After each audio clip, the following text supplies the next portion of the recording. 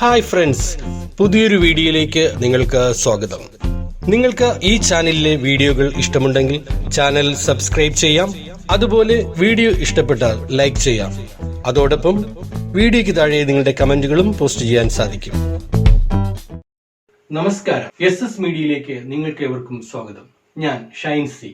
ദിവസേന 10 ചോദ്യങ്ങളെങ്കിലും പഠിക്കാം എന്ന ഇന്നത്തെ ക്ലാസ്സിൽ ഒരിക്കൽ കൂടി ഞാൻ നിങ്ങളെ സ്വാഗതം ചെയ്യുന്നു. ഒന്നാമത്തെ ചോദ്യം ഇന്റർനാഷണൽ ഫയർ ഫൈറ്റേഴ്സ് ഡേ എന്നാണ്. ചോദ്യം ഇതാണ്: international fire fighters day. May 4-നാണ് ഇന്റർനാഷണൽ ഫയർ ഫൈറ്റേഴ്സ് ഡേ എന്ന് പറയുന്നത്.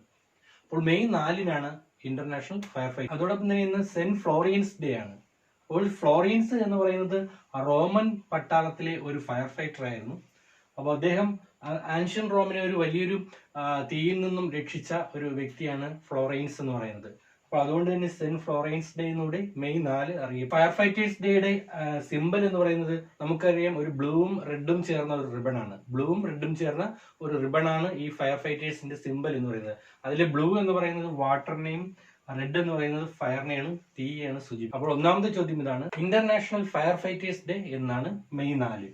ഇന്ന് സെന്റ് ഫ്ലോറിയൻസ് ഡേ എന്നും അറിയപ്പെടുന്നു. അപ്പോൾ ഫ്ലോറിയൻസ് എന്ന് പറഞ്ഞാൽ റോമൻ പട്ടാളത്തിലെ ഒരു മിലിറ്ററി ജീവനക്കാരനായിരുന്നു, ഒരു പട്ടാളക്കാരൻ. അദ്ദേഹത്തിന്റെ ഓർമ്മയ്ക്കാണ് മെയ് 4 എല്ലാ മാസവും May 4 international fire fighters day ആയിട്ട് ആചരിക്കും. രണ്ടാമത്തെ ചോദ്യം ഇതാണ്: ആരാണ് ഈക്കോ സെൻസ് ഡെവലപ്പ് ചെയ്തത്? ഈക്കോ സെൻസ് ഡെവലപ്പ് ചെയ്തത് ആരാണ്? ആരാണ് ഈക്കോ സെൻസ് ഡെവലപ്പ് ചെയ്തത് എന്നുള്ളതാണ് രണ്ടാമത്തെ ചോദ്യം. നിയാബാണ്. നിയാബാണ് ഈക്കോ സെൻസ് ഡെവലപ്പ് ചെയ്തിരിക്കുന്നത്. അപ്പൊ എന്താണ് ഈ നിയാബ് എന്ന് പറഞ്ഞാൽ? നാഷണൽ ഇൻസ്റ്റിറ്റ്യൂട്ട് ഓഫ് അനിമൽ ബയോടെക്നോളജിയാണ് നിയാബ് എന്ന് അറിയുന്നത്. അപ്പൊ നിയാബിന്റെ ഫുൾ നെയിം എന്ന് പറഞ്ഞു കഴിഞ്ഞാൽ national institute of animal biotechnology എന്നാണ് നിയാബിന്റെ ഫുൾ നെയിം എന്ന് പറയുന്നത്. അപ്പോൾ ഈക്കോ സെൻസ് ഡെവലപ്പ് ചെയ്തിരിക്കുന്നത് നിയാബാണ്. രണ്ടാമത്തെ ചോദ്യം ഒരിക്കൽ കൂടി: ആരാണ് ഈക്കോ സെൻസ് ഡെവലപ്പ് ചെയ്തിരിക്കുന്നത്? നിയാബാണ്. നിയാബ് എന്ന് പറഞ്ഞാൽ നാഷണൽ ഇൻസ്റ്റിറ്റ്യൂട്ട് ഓഫ് അനിമൽ ബയോടെക്നോളജിയാണ്. മൂന്നാമത്തെ ചോദ്യം ഇതാണ്: ലോക ചിരിദിനം ഏതാണ്? ചോദ്യം ഇതാണ്: ലോക ചിരിദിനം. മെയ് 3-നാണ് ലോക ചിരിദിനം എന്ന് വിളിക്കുന്നത്. ഇന്നലെയായിരുന്നു ലോക ചിരിദിനം. 1998 മെയ് 10-ന് മുംബൈയിലാണ് ആദ്യമായിട്ട് ചിരിദിനം ആഘോഷിക്കാൻ തുടങ്ങിയിരിക്കുന്നത്. അപ്പോൾ മുംബൈയിൽ 1998 മെയ് 10-നാണ് ചിരിദിനം ആദ്യമായിട്ട് ഇന്ത്യയിൽ ആചരിക്കുവാൻ തുടങ്ങിയത്. മഹാരാഷ്ട്രയുടെ തലസ്ഥാനമാണ് മുംബൈ എന്ന് പറയുന്നത്. അതുപോലെ മഹാരാഷ്ട്രയുടെ ഗവർണർ എന്ന് പറയുന്നത് ഭഗത് സിംഗ് കോഷിയാരിയാണ്. മഹാരാഷ്ട്രയുടെ ഗവർണർ എന്ന് പറയുന്നത് ഭഗത് സിംഗ് കോഷിയാരിയാണ്. മഹാരാഷ്ട്രയുടെ CM എന്ന് പറയുന്നത് ഉദ്ധവ് താക്കറെ. ഉദ്ധവ് താക്കറെയാണ് മഹാരാഷ്ട്രയുടെ CM, ചീഫ് മിനിസ്റ്റർ എന്ന് പറയുന്നത്. മഹാരാഷ്ട്രയുടെ തലസ്ഥാനമാണ് മുംബൈ എന്ന് പറയുന്നത്.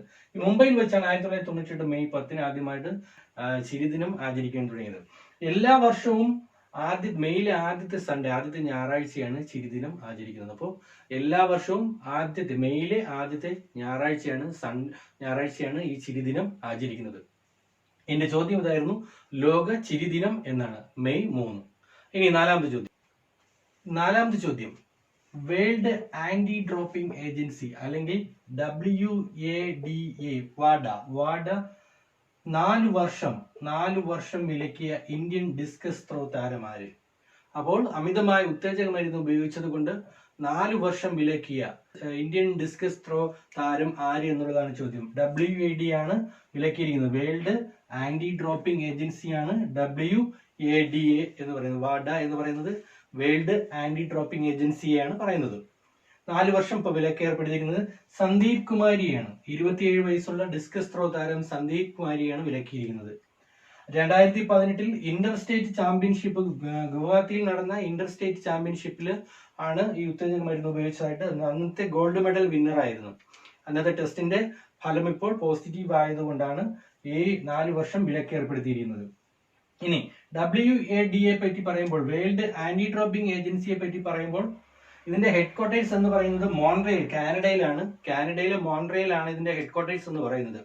അപ്പോൾ ഇതിന്റെ പ്രസിഡന്റ്, WADയുടെ പ്രസിഡന്റ് എന്ന് പറഞ്ഞാൽ വൈറ്റ്ഹോൾഡ് ബാങ്കയാണ്. വൈറ്റ്ഹോൾഡ് ബാങ്കയാണ് WADയുടെ പ്രസിഡന്റ് എന്ന് പറയുന്നത്. അപ്പോൾ ഇതിന്റെ നാലാമത്തെ ചോദ്യം ഇതായിരുന്നു: world anti doping agency WADA 4 വർഷം വിലക്ക് ഏർപ്പെടുത്തിയ ഇന്ത്യൻ ഡിസ്കസ് ത്രോ താരം ആരെന്നാണ്? സന്ദീപ് കുമാരി. 27 വയസ്സുള്ള സന്ദീപ് കുമാരിയായിരുന്നു. 2018 ഗുവാഹത്തിയിൽ നടന്ന ഇന്റർ സ്റ്റേറ്റ് ചാമ്പ്യൻഷിപ്പിലെ ഗോൾഡ് മെഡൽ വിന്നറാണ്. ആ സമയത്ത് മരുന്ന് ഉപയോഗിച്ചത് കൊണ്ട് ടെസ്റ്റിന് അതിന്റെ ഫലം പോസിറ്റീവായിട്ട് വന്നു. അപ്പോൾ വാഡ എന്ന് പറയുന്ന WAD എന്ന് പറയുന്ന ഏജൻസി അവരെ അയോഗ്യത കൽപ്പിച്ചു. 4 വർഷത്തേക്ക് വിലക്ക് ഏർപ്പെടുത്തിയിരിക്കുന്നു. ഹെഡ്ക്വാർട്ടേഴ്സ് മോൺട്രയിലാണ്, കാനഡയിൽ. വാഡയുടെ പ്രസിഡന്റ് എന്ന് പറയുന്നത് വൈറ്റോൾഡ് ബാങ്കയാണ് പ്രസിഡന്റ്. ഇനി അഞ്ചാമത്തെ ചോദ്യം ഇതാണ്. 2021 ഫുക്കുവോക്ക വേൾഡ് അക്വാറ്റിക് ചാമ്പ്യൻഷിപ്പ് മാറ്റിവെച്ചത് എന്നത്തേക്കാണ്? അപ്പോൾ 2021 നടത്തേണ്ട ഫുക്കുവോക്ക വേൾഡ് അക്വാറ്റിക് ചാമ്പ്യൻഷിപ്പ് മാറ്റിവെച്ചത് ഏത് ദിവസത്തേക്കാണ്? ഏത് വർഷം? 2022 മെയ്യിലേക്കാണ് അത് മാറ്റിയിരിക്കുന്നത്. ശ്രദ്ധിക്കുക, ജപ്പാനിലെ ഫുക്കുവോക്കയിൽ നടക്കേണ്ട വേൾഡ് അക്വാറ്റിക് ചാമ്പ്യൻഷിപ്പ് മാറ്റിവെച്ചിരിക്കുന്നത് മെയ് 2022ലേക്കാണ് മാറ്റി വെച്ചിരിക്കുന്നത്. ഇനി ഇതിന്റെ മോട്ടോ എന്ന് പറയുന്നത്, ഇതിന്റെ പ്രമേയം അല്ലെങ്കിൽ ലക്ഷ്യം എന്ന് പറയുന്നത് വാട്ടർ ഈസ് അവർ വേൾഡ് എന്നുള്ളതാണ് ഈ വേൾഡ് അക്വാറ്റിക് ചാമ്പ്യൻഷിപ്പിന്റെ മോട്ടോ എന്ന് പറയുന്നത്. വേൾഡ് അക്വാറ്റിക് ചാമ്പ്യൻഷിപ്പിന്റെ അവരുടെ സംഘടന എന്ന് ഇന്റർനാഷണൽ സ്വിമ്മിംഗ് ഫെഡറേഷൻ ആണ് ഇത് സംഘടിപ്പിക്കുന്നത്. ഫിന എന്നാണ് അതിന്റെ പേര്, ഫ്രഞ്ച് നെയിമാണ് ഫിനയാണ് സംഘടിപ്പിക്കുന്നത്. ഈ ഫിനയുടെ ഹെഡ്ക്വാർട്ടേഴ്സ് എന്ന് പറയുന്നത് ലുസാനയാണ്, സ്വിറ്റ്സർലൻഡിലെ ലുസാനയാണ് ഹെഡ്ക്വാർട്ടേഴ്സ് എന്ന് പറയുന്നത്. ഇതിന്റെ പ്രസിഡന്റ് എന്ന് പറയുന്നത് ജൂലിയസ് സി മഗ്ലിയൻ ആണ് ഈ ഇതിന്റെ ഫിനയുടെ പ്രസിഡന്റ് എന്ന് പറയുന്നത്. ഫിന എന്ന് പറഞ്ഞു കഴിഞ്ഞാൽ ഇന്റർനാഷണൽ സ്വിമ്മിംഗ് ഫെഡറേഷൻ ആണ്. ഫിന ഈസ് എ ഫ്രഞ്ച് നെയിമാണ്. 1908 ജൂലൈ 29 ഇത് സ്ഥാപിതമായിരിക്കുന്നത്. അപ്പോൾ ഫിന സ്ഥാപിച്ചിരിക്കുന്നത് 1908 ജൂലൈ 29 സ്ഥാപിച്ചിരിക്കുന്നത്. അതുകൊണ്ട് ചോദ്യം ഇതായിരുന്നു, 2021 വേൾഡ് അക്വാറ്റിക് ചാമ്പ്യൻഷിപ്പ് മാറ്റിവെച്ചത് എന്നത്തേക്കാണ്? മെയ് 2022ലേക്കാണ് മാറ്റിവെച്ചത്. ആറാമത്തെ ചോദ്യം ഇതാണ്. 2020 മെയ് മാസം അന്തരിച്ച കർണാടകയുടെ ഒരു പത്മശ്രീ ജേതാവുണ്ട്. ആരാണ് അദ്ദേഹം? അപ്പോൾ ചോദ്യം ഇതാണ്, 2020 മെയ് മാസം അന്തരിച്ച കർണാടകയിലെ പത്മശ്രീ ജേതാവ് ആര് എന്നുള്ളതാണ് ചോദ്യം. KS നിസാർ അഹമ്മദാണ് കഴിഞ്ഞ ദിവസങ്ങളിൽ അന്തരിച്ചത്. അദ്ദേഹത്തിന് 84 വയസ്സായിരുന്നു. അപ്പോൾ KS നിസാർ അഹമ്മദാണ് കർണാടകയിലെ ഒരു പത്മശ്രീ ജേതാവായിട്ടുള്ള ഒരു വ്യക്തി. അദ്ദേഹം ഈ ഇടയ്ക്ക് അന്തരിച്ചു. കർണാടകയെ പറ്റി പറയുമ്പോൾ കർണാടകയുടെ തലസ്ഥാനം എന്ന് പറയുന്നത് ബാംഗ്ലൂരുവാണ്. ബാംഗ്ലൂരുവാണ് കർണാടകയുടെ തലസ്ഥാനം എന്ന് പറയുന്നത്. BS യെദ്യൂരപ്പയാണ് അവരുടെ ചീഫ് മിനിസ്റ്റർ, മുഖ്യമന്ത്രി എന്ന് പറയുന്നത്. അപ്പോൾ മുഖ്യമന്ത്രി BS യെദ്യൂരപ്പ. അവരുടെ ഗവർണർ എന്ന് പറയുന്നത് വാജ്ഭായ് വാലയാണ് അവരുടെ ഗവർണർ എന്ന് പറയുന്നത്. അപ്പോൾ ആറാമത്തെ ചോദ്യം ഇതായിരുന്നു, ഈ മാസം അന്തരിച്ച കർണാടകയിലെ ഒരു പത്മശ്രീ ജേതാവ് ആര്? KS നിസാർ അഹമ്മദാണ്. 84 വയസ്സായിരുന്നു. ഫേമസ് ആയിട്ടുള്ള ഒരു കർണാടക റൈറ്ററും ഒരു വെറ്ററൻ പോയിറ്റുമായിരുന്നു. ബംഗളൂരുവാണ് കർണാടകയുടെ തലസ്ഥാനം.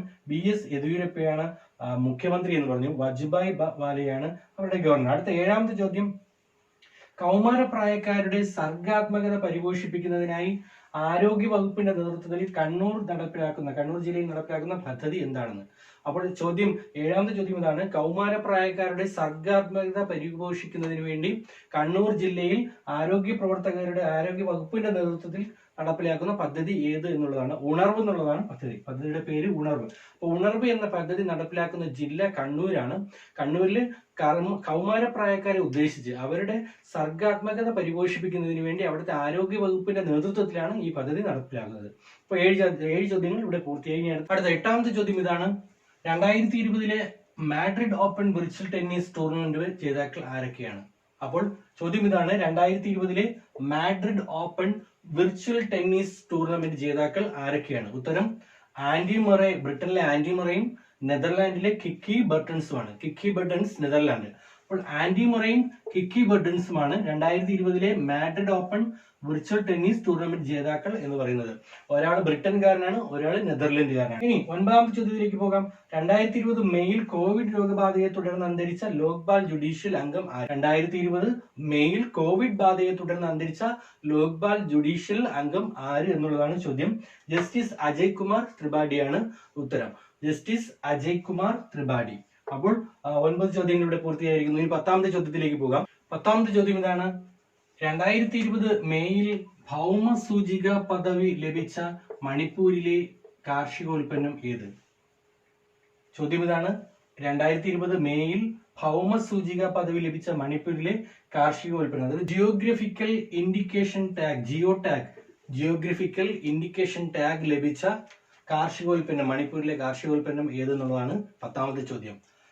ചക്കോ റൈസ് ആണ് ഉത്തരം, അല്ലെങ്കിൽ ബ്ലാക്ക് റൈസ് ആണ് ആൻസർ. അപ്പോൾ ചക്കോ റൈസിനാണ് മണിപ്പൂരിലെ ഇപ്പോൾ 2020 മെയിൽ ഭൗമസൂചിക പദവി അല്ലെങ്കിൽ ജിയോ ടാഗ് ലഭിച്ച മണിപ്പൂരിലെ കാർഷികോൽപ്പന്നം ചക്കോ റൈസ് ആണ്. ഇനി മണിപ്പൂരിനെ പറ്റി പറയുമ്പോൾ മണിപ്പൂരിന്റെ തലസ്ഥാനം എന്ന് പറയുന്നത് ഇംഫാലാണ്. അവരുടെ CM എന്ന് പറയുന്നത് ബൈരൻ സിംഗ് ആണ്. നജ്മ ഹെപ്തുള്ളയാണ് ഗവർണർ എന്ന് പറയുന്നത്. അപ്പോൾ 10 ചോദ്യങ്ങൾ ഇവിടെ പൂർണ്ണമായിരിക്കുകയാണ്.